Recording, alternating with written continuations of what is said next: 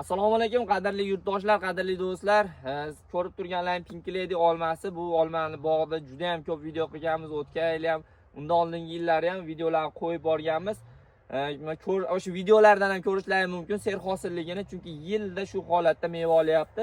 Mana shu ko'rib turgan daraxtlaring mana xudo xolasa 25-30 kilogacha mevasi bor. Yaqinroq olib kelaverasiz kamerani. Bugun 21-oktyabr sanasida shu holatda buni qaranglar mevani. Endi rang olishni boshladi. Bu olma asosan noyabrda 15laridan boshlab pishishni boshlaydi. Issiq hududlarga ham eksa bo'ladi.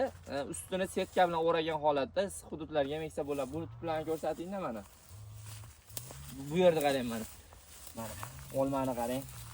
Sifati zo'r, qurt ancha-munchaga tushmaydi. Bu qizig'i bez xaladenlik saqlasanglar bo'ladi. Suvli olma, O'zbekiston sharoitiga zo'r o'rnashdi do'stlar.